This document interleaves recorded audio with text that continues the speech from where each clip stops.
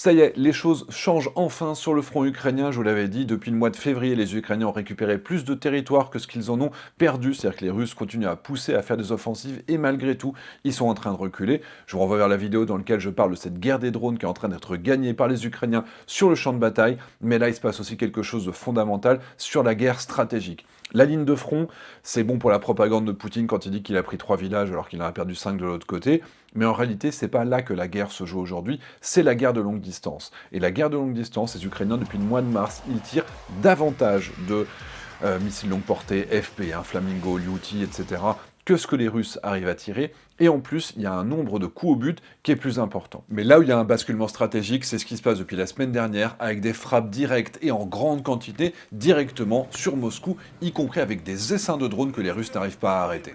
Donc d'abord, je vais vous mettre un passage que j'ai eu hier soir sur LCI pour parler de ce sujet, et ensuite je vous explique les causes de cette réussite. Ce sont des images tout à fait inouïes qu'on voit maintenant depuis plusieurs jours, où les Ukrainiens arrivent à frapper de manière répétée, très voyante, très efficace à Moscou. Dites un mot de ça, Xavier Titelman.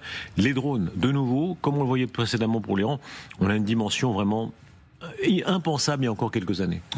Alors stratégiquement, les Ukrainiens ont pris l'avantage sur le front avec les drones pour vraiment la ligne de front. Et sur la longue distance, depuis le mois de mars, les Ukrainiens, deux choses. Ils tirent plus que les Russes, notamment parce que les Iraniens ont arrêté de leur fournir des Shahed, donc ça joue aussi en quelques volumes.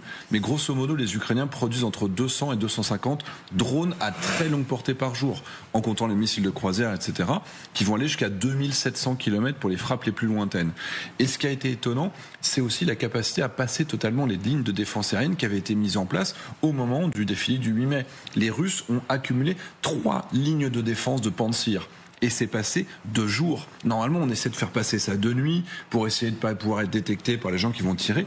Les Ukrainiens se permettent de passer 2 jours à travers toutes les lignes de défense, jusque dans le cœur de Moscou, à 3 km du Kremlin, pour taper des infrastructures pétrolières, stratégiques, des usines, et ils ont réussi à tout concentrer en même temps sur la ville. Et j'étais samedi à Kiev, et je comprenais pas qu'est-ce qui se passait. Il y avait une sorte de fête, tous les gens mettaient la radio à fond, et il y avait une musique, c'était l'année 2000. Et c'est devenu un slogan. Je vous lis effectivement, alors il y a un responsable des drones en Ukraine qui s'appelle Robert Brovdi, et il est devenu une sorte de star là-bas, évidemment, parce qu'il est l'homme qui organise tout ça, et il dit: à partir de maintenant, Moscou ne dort plus jamais. Ouais, Moscou never. Et du coup, cette musique de techno, les gens mettent la fenêtre ouverte en voiture et tout le monde écoute ça partout. Il y a une sorte de fête. Avant de continuer un petit peu notre partenaire grâce auquel on peut faire ces vidéos, et notre partenaire aujourd'hui, c'est NordVPN.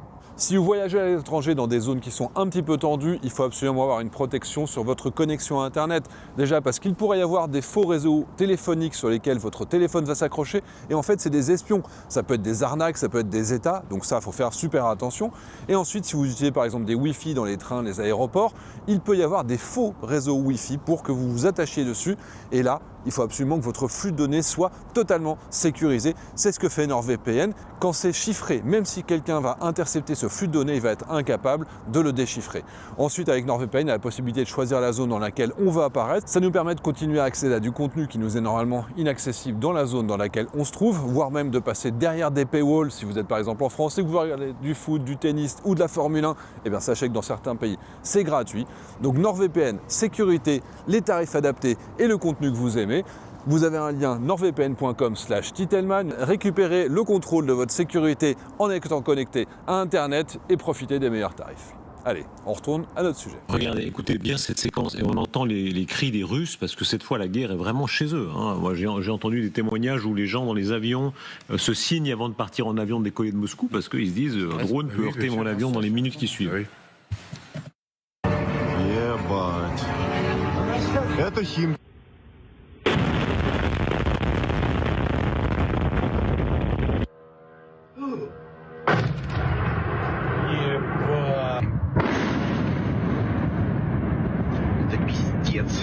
Visiblement, ce que les Russes ont fait à Kiev, les Ukrainiens vont faire la même chose. On voit là, ils tirent sur un immeuble civil, exactement ce que les Russes ont fait pendant des années. Je suis pas sûr. C'est pas un immeuble civil. Non. Et c'est là les images. Ouais, mais il y a des éliminations ciblées aussi, c'est-à-dire qu'il y a des cibles. C'était un immeuble, et c'était l'étage dans lequel habitait un responsable. Non, mais j'ai pas de doute. C'est un immeuble civil. Donc quoi qu'il en soit, il y a toujours des effets collatéraux. Le monde parfait n'existe pas. Donc encore une fois, on voit qu'ils exportent cette guerre qu'ils ont subie pendant des années. Ils sont en train d'exporter rentrer en Russie, voilà, tout simplement. Mais il reste sous l'Empire. En ciblant des objectifs stratégiques, qu'ils soient en hommes ou qu'ils soient C'est comme l'histoire de la petite moto, de la trottinette qui avait sauté pour il faut retenir la phrase de Xi qu'il a dit à Trump et que Trump a répété.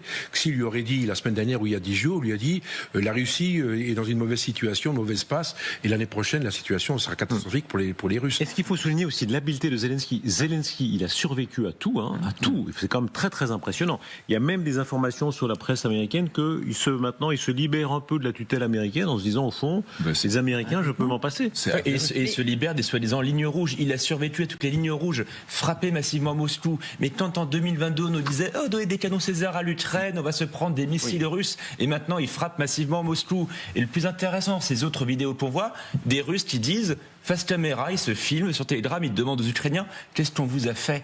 C'est voir le niveau de chape de plomb en Russie où beaucoup de gens ne savent pas qu'il y a une guerre en réalité. Mais ce qu'on voit aussi ici, c'est encore une fois, Poutine agite ses bombes, ses missiles nucléaires depuis le début de cette guerre en Ukraine. Là, on voit la capitale d'un pays qui a une arme nucléaire, qui se fait bombarder depuis des semaines.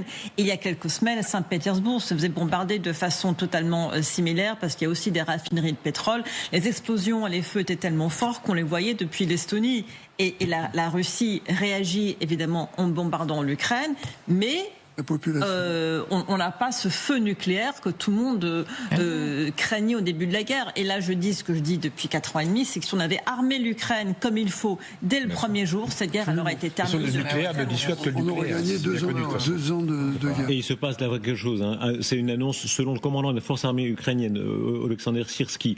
Les soldats ukrainiens sont parvenus à mener pour la première fois davantage d'offensives sur le front que les Russes n'en ont mené. Depuis le mois de février, les Ukrainiens récupèrent du territoire aux Russes. C'est-à-dire que le front est inversé de par la domination des drones. Réellement, en gros, il faut comprendre qu'à partir de la fin de 2024, les Russes ont tout mis sur la fibre optique, toute leur technologie, toute leur industrialisation, et c'était un cul-de-sac. Les Ukrainiens, certes, aujourd'hui, ils tirent 40 000 drones à fibre optique par mois, ce qui est quand même pas rien, mais à côté de ça, l'intelligence artificielle, c'est plus efficace que les drones, que la fibre optique. Les relais, la résistance au brouillage, c'est plus efficace que la fibre optique. Et les Russes, leur principale usine de fibre optique a été détruite par les bombardements ukrainiens, et la production chinoise, ils ont multiplié le prix par 3. Donc les Russes sont en souffrance sur le front. Donc vous l'avez vu, il y a une accumulation de destruction sur le territoire de la Fédération de Russie, que ce soit les raffineries géantes comme Tuapse ou comme Ryazan, et au final, 21 des 38 plus grandes raffineries russes ont été soit endommagées, soit totalement détruites ou mises à l'arrêt, à quoi on ajoute au moins 300 réservoirs de carburant qui ont été prouvés détruits juste pour les images que les Ukrainiens sont capables de nous fournir avec les attaques, puisqu'encore une fois, toutes ces attaques sont documentées.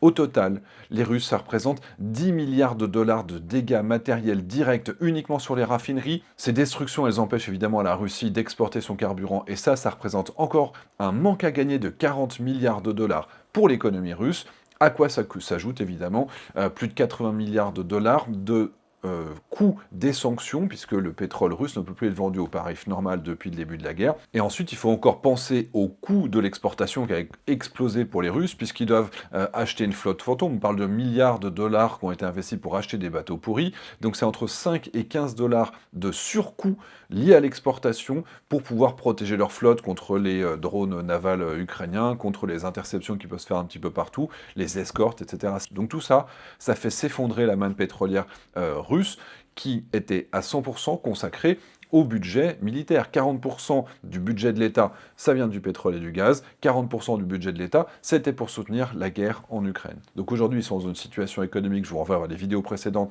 qui est très très compliquée. Mais ce qui est intéressant, c'est comment est-ce que les Ukrainiens arrivent à ces résultats. D'abord, il y a une amélioration du renseignement. Les Ukrainiens savent beaucoup plus facilement que par le passé identifier où se trouvent les systèmes de défense aérien russes, notamment avec des moyens de triangulation, sans rentrer dans le détail.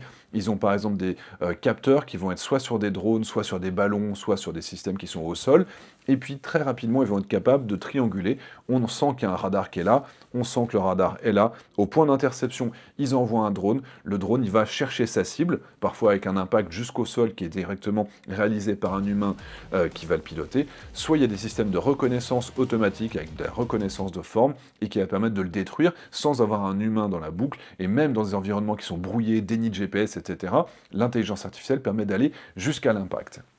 Ensuite, les Ukrainiens, il y a la mise en service des nouveaux drones. J'en ai déjà parlé plusieurs fois, il y en a 6 qui doivent rentrer en service sur le début de cette année. Donc là, on est en train d'arriver et de voir tous ces nouveaux équipements. On a une amélioration importante des systèmes précédents qui résistent de plus en plus au brouillage, à la guerre électronique. Les Ukrainiens arrivent aussi à mettre en place des réseaux de communication qui permettent d'aller de plus en plus loin en lâchant des ballons sondes qui permettent de faire relais. Et donc, il n'y a plus besoin d'avoir de pilotage par satellite comme on avait avec Starlink. Donc, énormément de nouveaux moyens. Il y a la furtivité qui s'est ajoutée sur certains de ces drones. Donc on a vraiment un écosystème qui est en train de se développer et une accélération qui est fondamentale, qui est très importante. Je le vois, je parle avec ces gens-là. Le t-shirt que j'ai, le sweat, ça vient de l'unité, une des 3 bataillons qui fait des strikes à longue distance. Une interview arrive prochainement avec Casper, un de ses responsables, qui ont des perspectives qui sont très très optimistes. Ensuite, il y a un élément qui est important, c'est le ciblage. Les Ukrainiens, contraints et forcés, ont développé leur industrie de défense dans des pièces qui sont toutes petites, dans des garages, etc. Et il y a une multiplication de petites entités. Donc quand vous en détruisez une, ce qui arrive de temps en temps, puisque les Russes continuent à tirer, même si l'immense majorité, heureusement, de leurs missiles et de leurs drones de longue portée sont interceptés, il y en a quand même qui passent. Et bien quand vous détruisez une infrastructure, eh bien, il y a tous les autres qui continuent à fonctionner. La différence, c'est que les Russes, en plus, ils doivent taper de nuit, puisque de jour, on les voit, et il y a beaucoup plus d'équipes qui sont sur des canons qui peuvent les intercepter, c'est beaucoup plus facile, donc ils doivent taper de nuit, heureusement quand les usines ne fonctionnent pas, donc ça fait moins de morts, alors que du côté russe, ils n'ont pas plein de petites infrastructures, ils ont des gigantesques usines façon soviétique que les Ukrainiens arrivent à taper maintenant jusqu'à 3000 km de distance. Donc c'est une efficacité, évidemment, de la frappe où il y a plus de coups au but du côté ukrainien que du côté russe, plus de volume tiré du côté ukrainien que du côté russe, et des cibles qui sont moins protégées du côté russe que du côté ukrainien. Donc globalement, on est sur une accélération du nombre de frappes ukrainiennes. Et pourquoi est-ce que les Russes aujourd'hui n'arrivent pas à intercepter tous ces missiles qui sont finalement des missiles low cost? C'est exactement ce qu'on a vu en Iran. Les Iraniens ont tiré plein de systèmes low cost, Shahed et autres, sur les États-Unis et leurs alliés dans la région du Golfe, et les pays du Golfe n'avaient pas les systèmes ukrainiens low cost faciles à utiliser, qui coûtent pas cher et qui sont beaucoup plus efficaces que les systèmes patriotes. Eh bien, les Russes font la même chose. Ils avaient 3-4 lignes de protection autour de la capitale, Moscou, des Pantsir qui tirent des missiles en grande quantité. Les missiles ne touchent pas forcément parce que ça capte pas très bien des trucs qui sont en fibre de carbone ou alors avec de la furtivité. Il y a un écosystème qui est en train de se mettre en place qui est génial. Donc les Russes cherchent eux aussi à développer ces petits intercepteurs pas chers, comme la Terre entière d'ailleurs, comme nous, comme les Américains. Tout le monde voudrait avoir la compétence des Ukrainiens dans le domaine. Les Russes sont en train d'apprendre à leurs dépens qu'effectivement c'est pas si facile que ça, et ils savent très bien que leurs missiles, ils sont en train de les épuiser, leurs lanceurs, ils ont perdu plus de la moitié déjà aujourd'hui, ils savent pas produire en quantité nécessaire pour faire face à ces attaques. Les Russes sont confrontés à ce que nous serions confrontés face à eux. Aujourd'hui, si les Russes nous tiraient dessus, nous on serait dans la même difficulté que ce que les Russes subissent aujourd'hui face aux Ukrainiens. Voilà, donc peut-être un point ironique, enfin, vous vous souvenez au début de la guerre, quand vous aviez les propagandistes russes qui rigolaient du malheur des Ukrainiens qui subissaient ces attaques.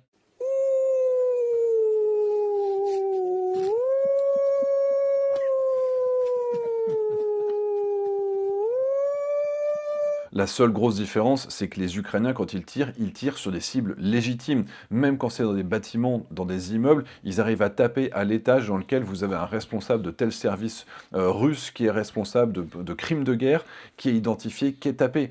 Donc c'est bon, c'est efficace, ça ne fait que accélérer. Et je pense que sur le long terme, l'objectif stratégique ukrainien, c'est d'obtenir un effondrement économique de la Russie. Avec un problème en ce moment, le pétrole est plus cher à cause de la guerre de Trump en Iran. Si ça s'arrête, si le détroit d'Ormuz se réouvre, le niveau de financement possible pour la Russie va recommencer à baisser. Ma crainte, c'est que les Russes arrivent à tenir jusqu'à l'hiver prochain. Et réellement, ça, Il faut que la Russie, économiquement, soit exsangue et décide de mettre une pause à cette guerre. Ce ne sera pas une paix, ce sera à mon avis comme de 2014 à 2022, avec un pseudo cessez-le-feu bidon, une trêve que les Russes violeront tous les jours, mais à niveau beaucoup plus faible, parce que l'hiver prochain, si les Ukrainiens recommencent à subir des attaques sur leurs infrastructures énergétiques que nous devrions défendre accessoirement, mais que nous ne les aidons pas à tenir, eh bien là, je ne suis pas sûr que les Ukrainiens sachent tenir l'hiver d'un point de vue électrique, ce qui veut dire la production de drones, de blindés, d'artillerie, de munitions, ne pourrait plus tenir et alimenter le front au niveau qui est nécessaire. Donc ça, c'est vraiment ma crainte. Les Ukrainiens, ils vont appuyer, ils vont accélérer, ils vont taper plus fort. Certains de leurs alliés commencent à les aider également dans le domaine, alors que c'est des technologies qui sont 100% souveraines, ils ne reposent plus sur les Américains sur toutes ces technologies. Voilà, la question c'est est-ce qu'ils seront assez forts pour faire céder la Russie plus rapidement que l'arrivée de l'hiver, c'est-à-dire décembre, janvier, février. Ça, on ne peut que le souhaiter. Mais quand vous avez les Chinois qui commencent à dire officiellement aux Américains, dis donc, la Russie, ça va très mal, quand les statistiques sont mal, on peut quand même espérer que ce soit qu'on voit bientôt le bout du tunnel. Voilà. J'espère que ça vous a plu. Désolé pour le manque d'illustration. Je vais faire une vidéo très rapide aussi parce que j'étais sur place la semaine dernière et que j'ai vu beaucoup de choses qui étaient intéressantes. Et il y a un moral des Ukrainiens qui est plus haut que ce que j'ai pu voir depuis même l'année 2023. Donc ça, c'est quand même révélateur d'une situation générale. J'espère que ça vous a plu.